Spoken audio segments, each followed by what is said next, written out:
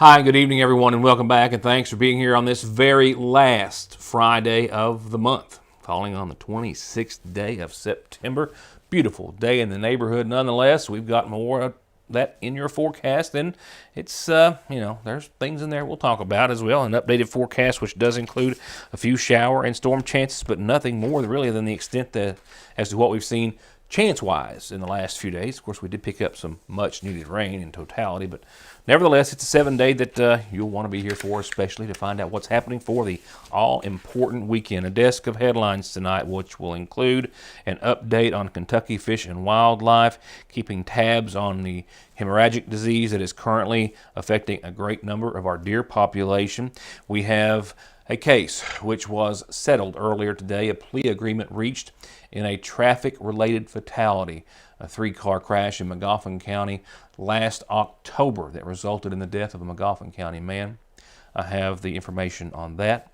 I as well have Judge Executive Matt Wireman with us talking about the discussions that are still centering around, I don't want to say cuts because technically not cuts, but resets in relation to the finances and support to Magoffin counties and all Kentucky County senior citizen centers, Meals on Wheels, and feeding programs.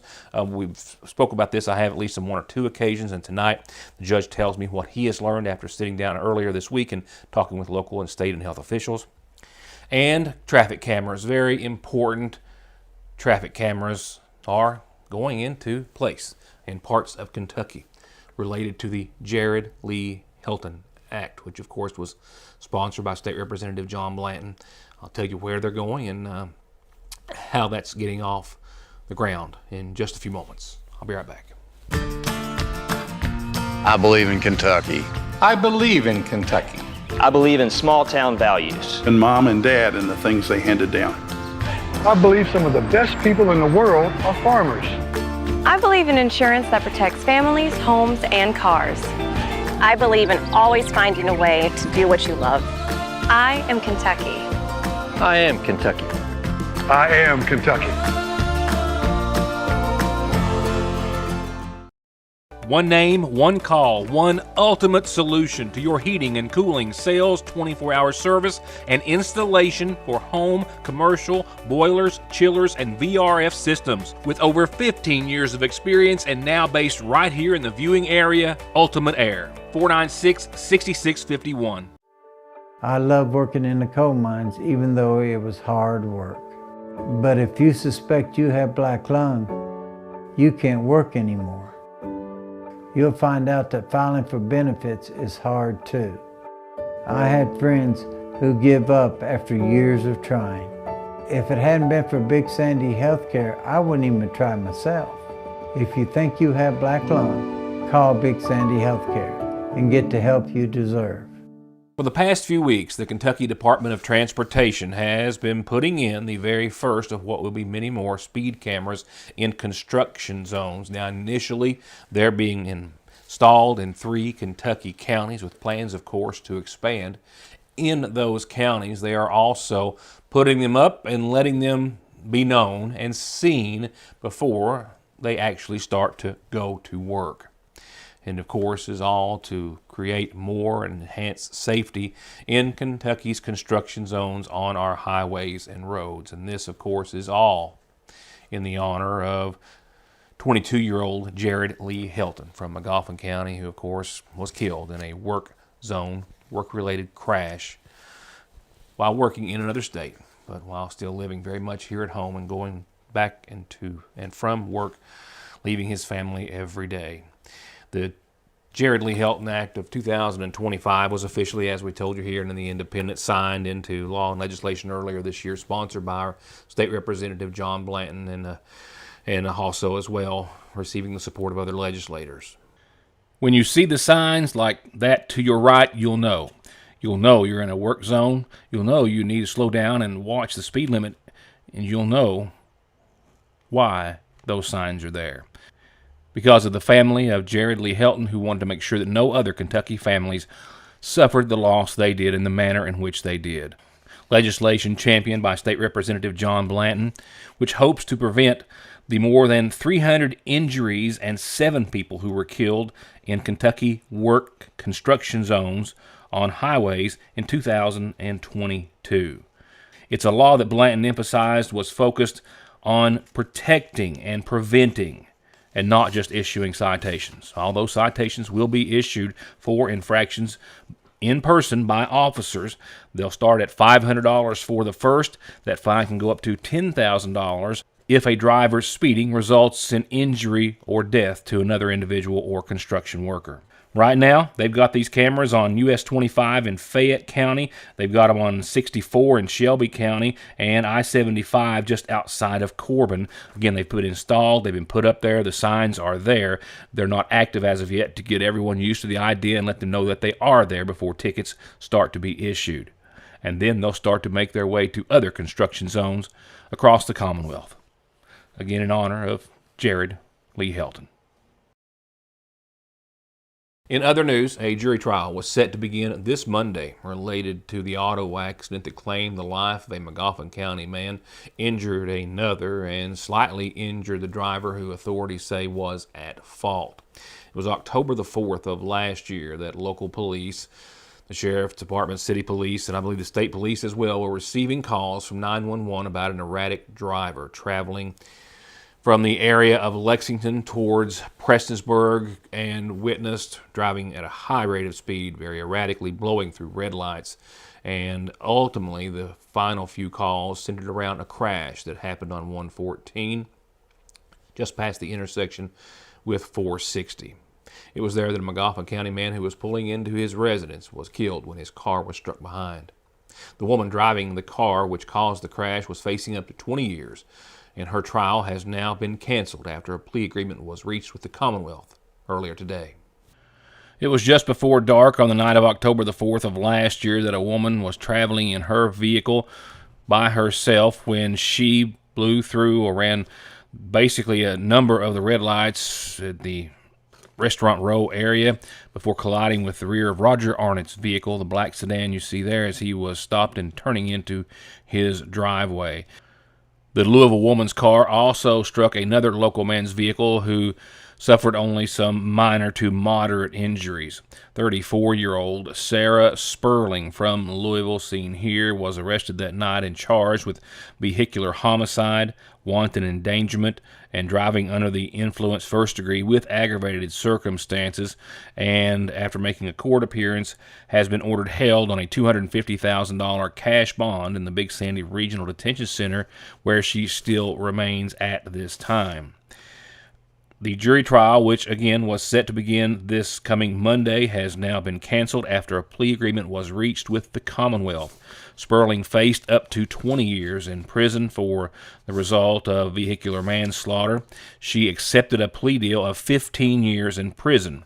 That is 15 years in prison for count 1, vehicular manslaughter, 5 years in prison for wanton endangerment, and 30 days for the driving under the influence charge. All counts to run concurrently, with the understanding that she also have no contact with the family of Roger Arnett or Pernell Lemaster, meaning she will serve 15 years in prison with credit for time served, as my understanding. The plea agreement again reached earlier today and just filed before close with the Magoffin County Circuit Clerk's office. Much more news in just a moment. Don't let the colors and shades and styles of the season escape. New must-see arrivals are at the Seasonal Shop. Already famous for their most cozy of home decor, and now for ladies' fashions too. Business, casual, a night out, they have you taken care of. And when it comes to a night in, the shop has gone all in on their sleepwear selections that are even more comfortable than they are already classic. And don't forget bridal and baby registry at the shop, the Seasonal Shop in downtown Sagersville. SMB is proud to stand with you with what might be your very first and definitely last checking, savings, retirement, even Christmas Club account, along with consumer, auto, mortgage, business loans that you can easily manage from anywhere in the world with safe, secure mobile and online banking that comes from over 120 years of commitment to your financial life and well-being, today, tomorrow, and forever. Salyersville National. Out and about tomorrow and want to try something new, or any day of the week, check out the new chicken filet sandwich at your Salyersville Lee's with chipotle ranch and pickles on a brioche bun. And don't forget, Sunday's special is a shrimp dinner or a fish dinner or a fish and shrimp dinner for just $6.99 plus tax at your Salyersville Lee's famous recipe. Atrial fibrillation is one of the more common rhythms we see. AFib is an arrhythmia of the heart where the top part of the heart is beating erratically and out of sync with the bottom part of the heart. The electrophysiology service is made up of a team of healthcare providers, and that includes an electrophysiology lab where we're able to do procedures to help repair heart rhythm problems. When a patient becomes heart rhythm free, it can really restore their life. ARH, more for Appalachia. Johnson Central High School stands alone in providing the most college and career programs of study in one building throughout the entire state of Kentucky. This includes pathways in everything from the medical field to engineering, telemedia, welding, agriculture, and even aviation. And that's just to name a few of the 32 different choices. Work has also been started on a brand new state-of-the-art high school. So now is the time for your child to experience the power of opportunities in Johnson County School. I'll have a sit down with McGoffin County Judge Executive Matt Wireman in just a few moments. He's going to talk about the funds which have stopped coming to the senior centers across the state for Meals on Wheels programs and the feeding programs, funds which were, of course, increased or added to because of COVID, and how, well, basically there is still a need for those additional services.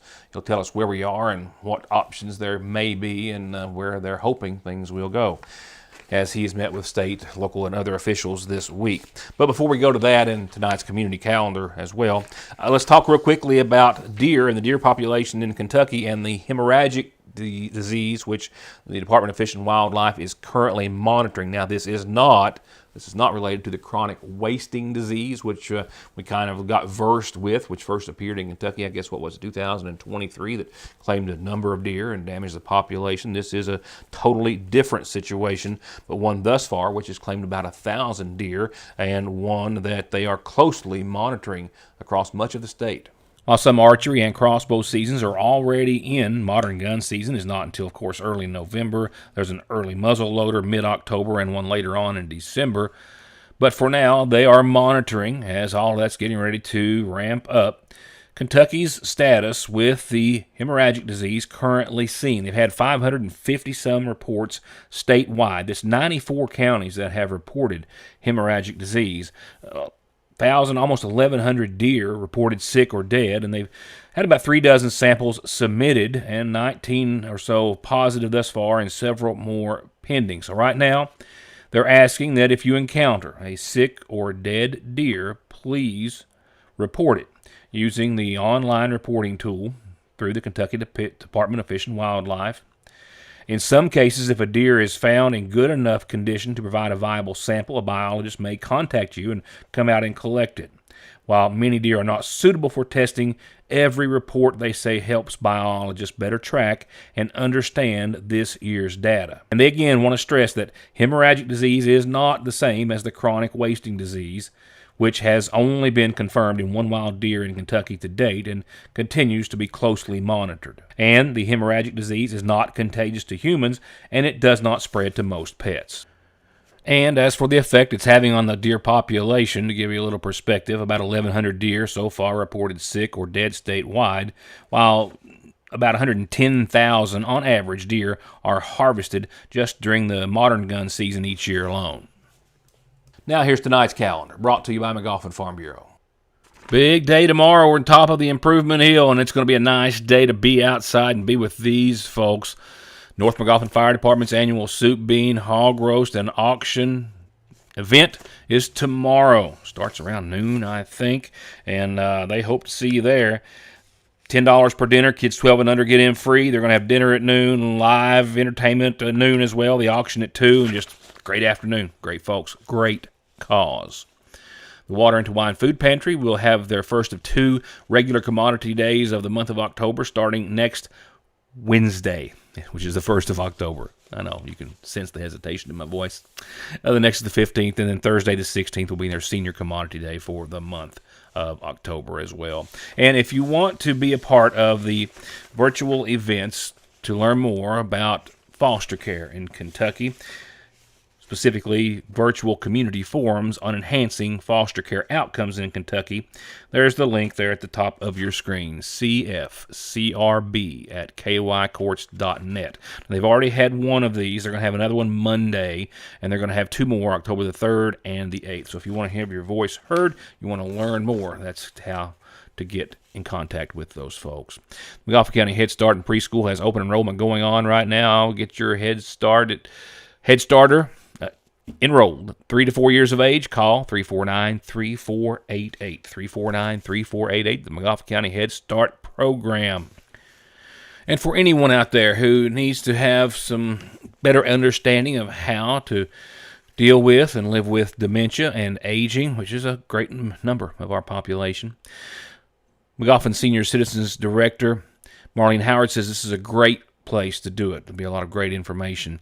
They're having the 15th annual Marks Berry Symposium on Aging and Dementia in Lexington at the Central Bank Center. This is not until November, coming up on Saturday the 1st, 8 until noon. If you'd like to be there, they're going to have a free registration and breakfast at 8 o'clock or so. Start the presentation at 9, and you can be a part of that.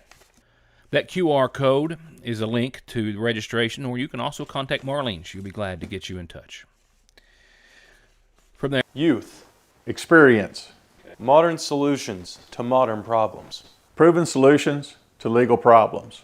an emerging face in the courtroom. A known presence in the courtroom. Together, we are multifaceted. Together, we will do right by you. If you are having any legal issues at all, just relax and call Max. If a car wreck is causing you pain, just pick up the phone and call Donald Wayne.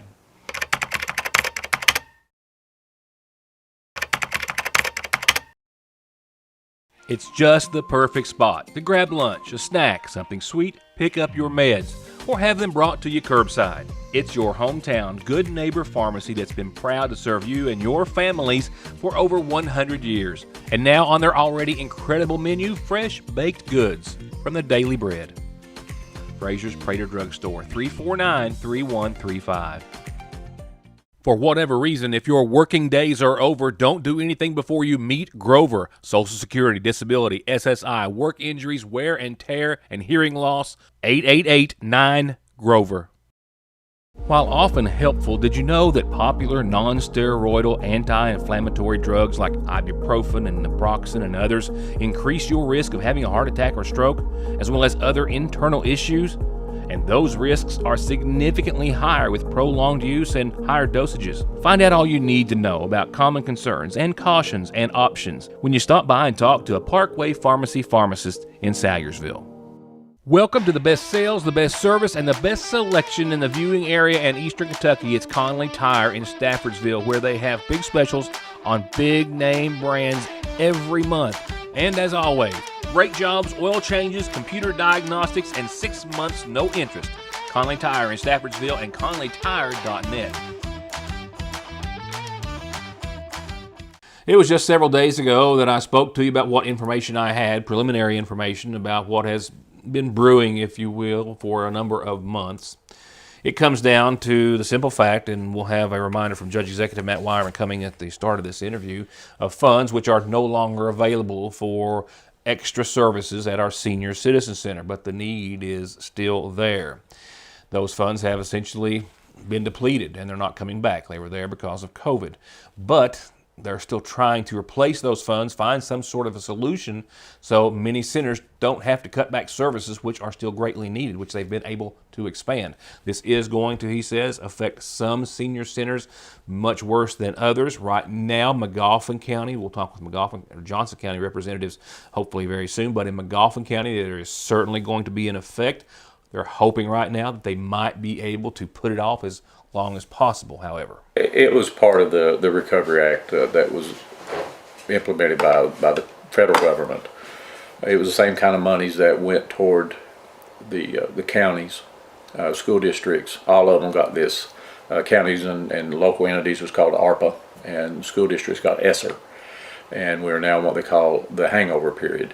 And basically what that means is we got all this extra money to do these extra things and to expand services in our various entities, and with senior citizens and aging, that was to try to feed as many people as possible and try to get out and recruit those folks, and to provide those Meals on Wheels, those extra service centers, the drive-through meals and all those things. But we are now at the end of that, well past that. That money has ended, and we're in the year where there haven't been any reductions done. The reviews that the state believes need to be done for eligibility purposes, they're encouraging that to happen now. And so where we're at is we're at the end of the money essentially that's been appropriated for the year, because they have expanded it so much. Locally, I think Marlene said they were at like 50 Meals on Wheels, and this expanded to over 100. So it's doubled in size, and she's hired more staff. You see the vehicles that we've got out there driving, hauling the meals around. But we're at a point now to where it's going to be more restrictive. Going to be fewer people getting it. There's going to be a waiting list. There will be folks that when someone is no longer living at home, or they go into a healthcare facility or they pass away, those spots go away. So through attrition, we'll be losing those numbers, and that's the initial plan that they're going through. It's not isolated to senior citizens. As you see with school districts, especially like big ones like Fayette County, they got what's called ESSER funds. You have a lot of school districts across the Commonwealth that will be facing these same kinds of issues, where they had recurring type expenditures happening, and now the money's no longer there, or they gave these raises based on that one-time money, and then they didn't have revenue to match it. So this is going to be something that's going to go on for a few years to come, if not several years, where these services that are being provided are going to have to be scaled way back, if not eliminated altogether. Is there any chance of there being a solution? One of the things that we're hoping for, and the county judges and some of the mayors met with the ad board back earlier this week, is that the legislature, the Kentucky legislature, the General Assembly, will come forward and provide the funding to, if not keep it at the levels that we have seen with the COVID money, at least expand the program. Because what these money's done in these programs all across the board is expose the need that's out there. And you see all the programs that were implemented in school district with ESSER money, and they are all really great programs, but they were there for a couple of years. Now they're going to have to go away. Same thing with senior citizens and the Meals on Wheels. We were able to push that out farther and farther out into the county and help more and more of our people. But the only way that we can keep that and maintain that need, that demand that we have for this, is for the legislature, the General Assembly, to come forward and provide funding. Now there is some hope that this will happen, and it will be an emergency provision in the next session. As you know, the General Assembly starts in January, and they'll come together, and we're hopeful that they'll go ahead and address this right away and make it with an emergency clause, which means that it'll be funded for the rest of the year. Why is that important? Because the numbers that we have in the Big Sandy Ad District is that the funding will probably be depleted sometime March or April.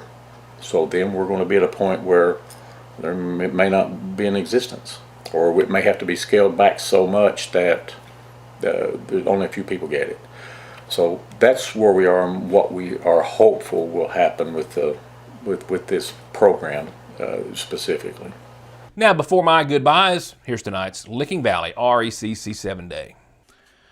No need to go to the radar this evening, because there's nothing green over Kentucky anywhere that I can see. We did top out at 82 degrees earlier today. We just now hit below the 80-degree mark, if you're catching the end of the early show. And if you're wondering, sunrise 7:25 and sunset 7:24. hard to miss what's happening to daylight out there. 59 tonight. We might see some mostly cloudy skies, but that's about it. I know they don't look that way right now, but maybe later on they're going to thicken.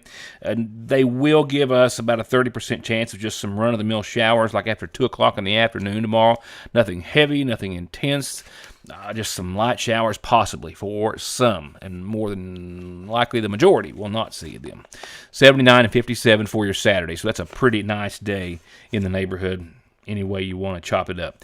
I think we'll see 80 again on your Sunday, maybe a little bit better, and we're talking about some fog in the morning, otherwise sunny, and then mostly clear skies that night. No shower chances to speak of for your Sunday, and very little on your Saturday.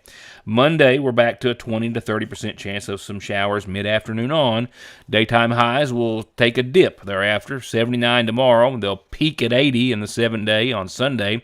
Back down to 79-ish on your Monday, with Monday a return of about a 20% chance of showers anywhere from 2 to, say, 8 o'clock or so in the evening.